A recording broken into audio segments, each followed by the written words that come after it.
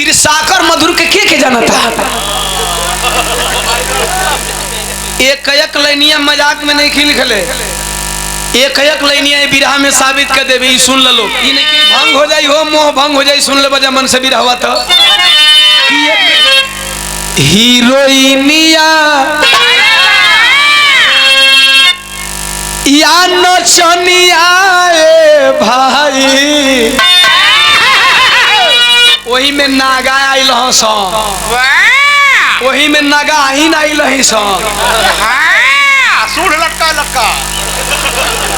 लोग कहेंगे सनातन का ओम प्रकाश दीवाना मजाक बना रहे। सनातन का मजाक मैं बना रहा हूँ या आप लोग बना रहे हो? देश की महिलाओं को पर्दा डाल करके जाना चाहिए। प्रीति जी यहाँ खड़ी हैं, महिला में। देश के महिलाओं को पर्दा में रहना चाहिए या पर्दा से बाहर रहना चाहिए? ये बिरहा गावत है, बिरहा का गायिका अभी है बदे सब वाली की बिरहा का गायिका बड़ा सब पोशाक पहने। अरे वाह, अब इन भी ऑर्केस्ट्रा नाचे वाली बस खाली जगह ढकत है। अच्छा ऑर्केस्ट्रा वाली के हम ऐसे कहीं तो मजाक हम बनाओ तरी कि मजाक वो अपन बनाओ तरी। अच्छा जैसा वो पहले भी वैसा नहीं कहो। अरे वो नाचे क्यों पहले भी अब बिकनी तो हम कब चिकनी। अरे वो नाचे में कुल दिखा जैसे कि इनका नजर बहुत बारीक बारीक। कहने का मतलब है कि क्या औरतों को नंगा आना चाहिए? सधुइनिया, हीरोइनिया, कुल नचनिया। हाथ उठाइए जे लोग जानत हो, इसे नहीं जे नहीं जानत हो नहीं उना हाथ उठाइए जे जानत हो। तिरसाकर मधुर के जानत है? मोबाइल, अरे बुढ़ाओ जानत हो लोग। लाज का पाते नहीं हिलाओ तो कि मैं ई हो गई लही ना है। अरे वाह, ई पाप धो गए कि मुंह धो गए। तिरसाकर मधुर के समझ आता जा मैंने ऐसनो कुल, इसीलिए मैंने लिखा सारे चोरावा के गई है पाप धोए। सुना कि सारे चोरावा कुल सी छोरा।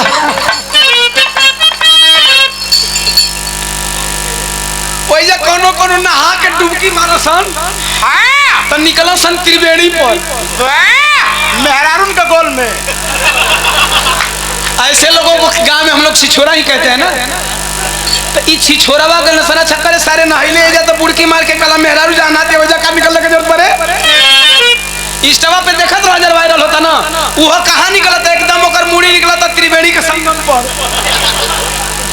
चला हमके नहीं पता चल कि इलाहाबाद में आ गया, इसलिए मैंने लिखा अरे सारे चोरावा कुल छिछोरावा हरम खोरावा ये भाई जवन पात बोले।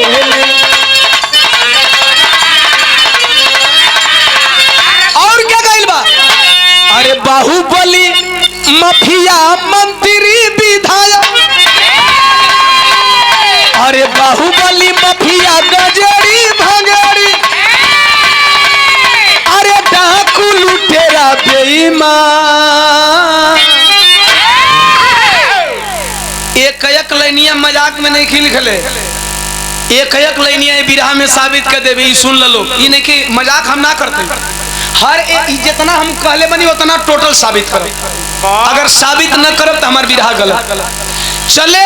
अब भीड़ जुटे लगल, भीड़ जुटने लगा। साहब आइए, हिंदू धर्म के मानने वाले हिंदुओं से मैं कहना चाहता हूं कि जाति तो अलग है, वर्ण तो अलग है, लेकिन हिंदू में भी दो हिंदू हैं। अरे वाह, आओ संगम ने बताया कि हिंदू में दो हिंदू है। कैसे तर्ज बदल गई?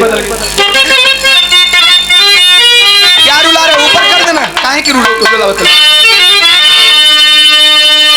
लाइन पे तवज्जो हो। अरे एक के संगमवा, अरे ये कही धारा मावा।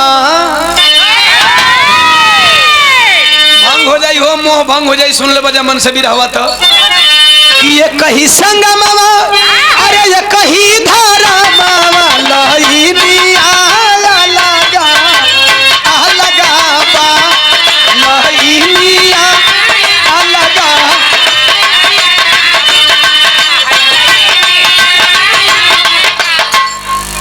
टाइम मिले तो एक ही धर्म और एक ही संगम, लेकिन लाइन का होता डबल। बाकी हिंदू भेड़ बकरी की तरह धंगा रहे थे और वीआईपी हिंदुओं के लिए क्या था? केहू सूती रहिया में अरे रतिया बितावे। आप लोगों ने यही ना सुना न्यूज में, सोशल मीडिया पे, कि कुछ लोग रास्ते में सोए थे, उन्हें पुलिस मार मार के उठा रही थी। आ केहू वीआईपी बन के रीलिया बनावे, केहू वीआईपी बन के अरे रीलिया। हेजा दो चार गो अतिथि के छोड़ के बाकी तो एक ही लेवल में न सब हो, लेकिन सबके बैठे के जगह है ना, सबके बैठे के जगह हो। और का सब नदिया के एक ही रे पानिया, सब नदिया के एक ही रे पानिया, कहानिया अलगा बा। ये सारी लाइनें केवल उम्र का दीवाना के विरह में ही मिलेंगी।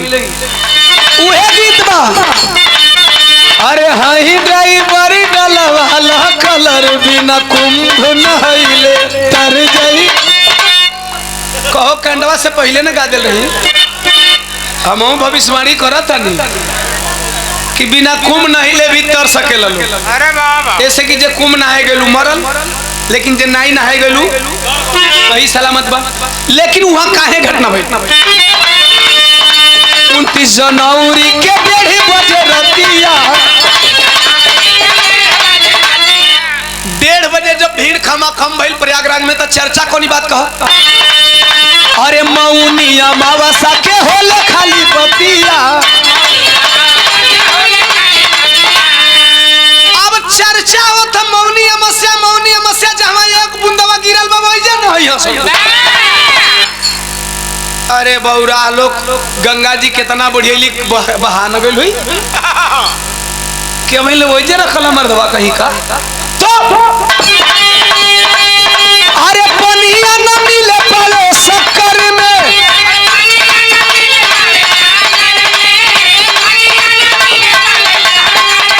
अरे पनिया न मिले पावे शक्कर में, रोक नर नारी जाम किए भारी, खाली वीआईपी के चक्कर में रोक नर।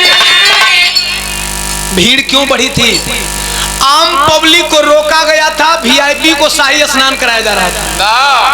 अच्छा जहां लोग मीडिया वालों ने बताया कि 10 करोड़ लोग थे, वहां लहरा रहा था सागर की तरह जन सैलाब। दाबे लोग तो दबाव रुके हो, गली में इतने लोग लगे ठेले